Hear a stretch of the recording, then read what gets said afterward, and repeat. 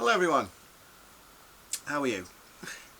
Okay, yeah, I'm getting over the flu. There's been a flu strain. Is it H3N2? Yeah, I've been coming down with the H3N2. So, but I don't think I'll soldier on. You could have treated it like man flu or whatever. But yeah, so what I want to talk to you about tonight is this guitar.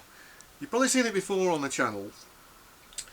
But I've been doing a bit more investigation on it, and I mean the main reason why I want to talk about this guitar again is because it's why it's changed my mind.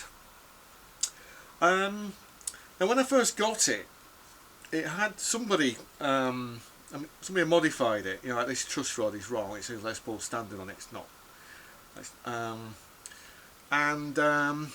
It's like the remnants of like somebody has like gaffer tape. Somebody had stuck Gibson over the actual brand name on this guitar, but it turns out it's labelled as Westfield.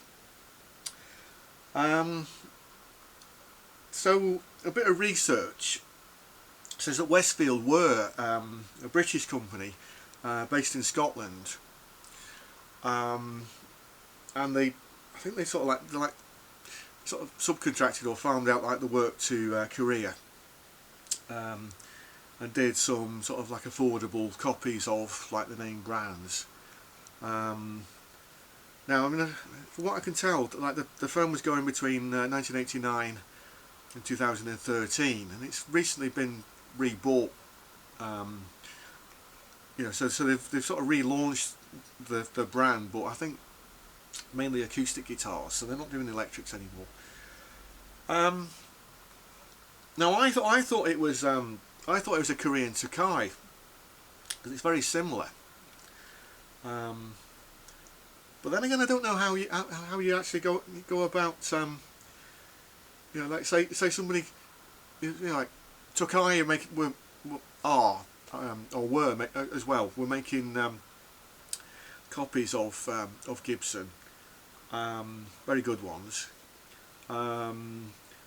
And then so the higher end stuff based in Japan, but they did a cheaper version based in Korea, and then they moved production out to China. Now I saw a Chinese Tokai Les Paul custom copy. I saw one of those recently in Fairdeal Music in Birmingham. I wasn't all that impressed with it actually, compared with like I was going to talk about it in another video, but compared with like the Japanese Tokai stuff, it just didn't seem to be there. And also, like, since I thought this was a Korean Tokai, it didn't seem to be as good as this one. So I'm not completely sure, because there's no way of dating it. It's got those little alpha pots in it, so Trogley's. If you watch the Trogley Guitar Show, he's got this trick of like looking at like the serial numbers on the pots, but they're those alpha pots, so it's very difficult to determine what year it is. All the hardware is Korean, and unlike a Tokai, it's got this green sort of abalone stuff, which is associated with a lot of Korean guitars. But I actually like the way that like the red and the green sort of complement each other, like with the rosewood fingerboard as well, and it just seems to pop. It just seems to stand out. And obviously, it's like somebody's put the name like Les Paul there, because otherwise that would just be blank. Now, in terms of like sort of copywriting issues, of course, is like with the actual the headstock, the Gibson trademarked that headstock. So a lot of firms, including Tokai, and when they were operating Westfield, they would have to change that shape.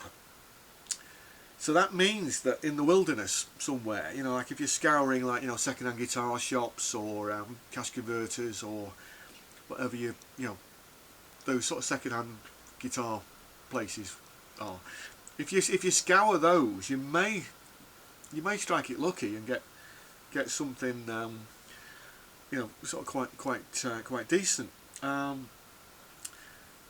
Now like I say, it's got the alpha pots in it, but the pickups in it, I mean, they're really nice. Like, you know, a neck pickup.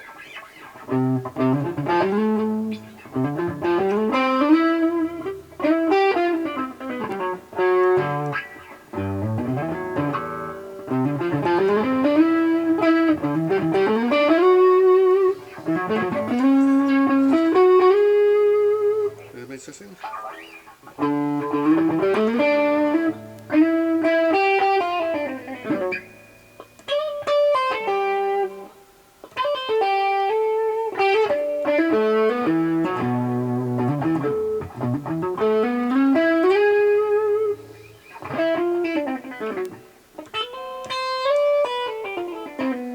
Bridge.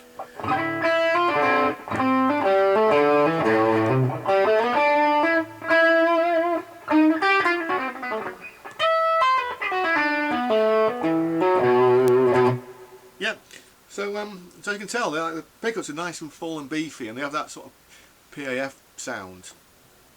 You know, not unlike that sort of 498, sort of 490, 498T combination that you get in the Gibson guitars.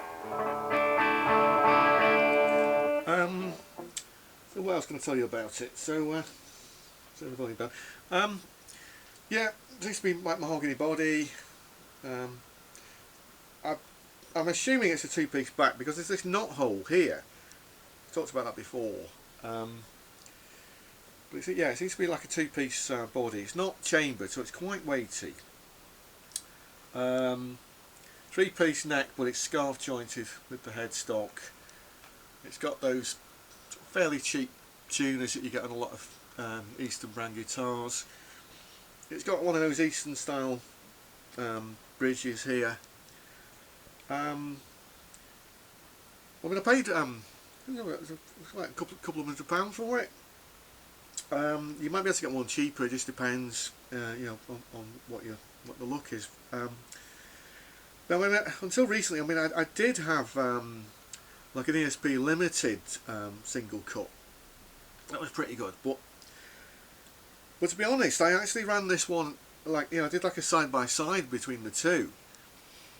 And this one just, you know, this one just seemed to like just be better. I mean, like the build quality on that one, although very good, it's also very similar to what was going on with this one.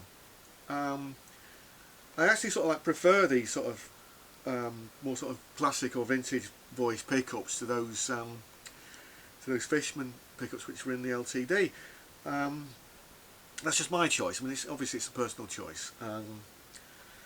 Because I'm more into that sort of fusiony style of playing, you know, like sort of Jeff Beck and you know, people like that. And I'm not, you know, I wouldn't call myself like a massive metalhead these days.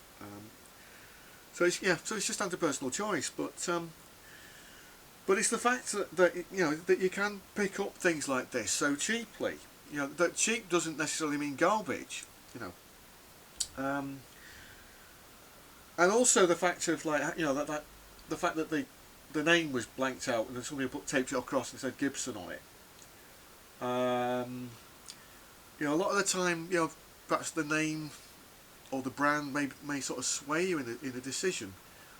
It just depends, you know. And it's always best to try stuff out as well, because, you know, like you might find a guitar which, you know, like you know, it's being hyped, you know, like, say it's like a, you know, like, say like one of the major firms is like, you know, like, they've done like a big, you know, a big release, they have loads of promotion, loads of people on YouTube are like, you know, reviewing it, saying, oh yeah, this is the best thing since Splice, this is the best thing since Splice, I can't speak, best thing since sliced bread, yeah, oh yeah, it does everything for you and even makes you a cup of tea afterwards, you know. That kind of type of hype can actually sway you from, well, is it going to serve you in the long run? You know. So it's always best to try stuff out. And again, you can get cheap guitars which are garbage, but you can also get cheap guitars which punch above their weight. And you'll also find sometimes, like in some of those second-hand shops, that because like the name is so obscure, or because like the brand name, you know, has later been bought out, and then they start doing like cheaper, sort of not as good guitars. The person in the shop might think, I don't know how much this is worth.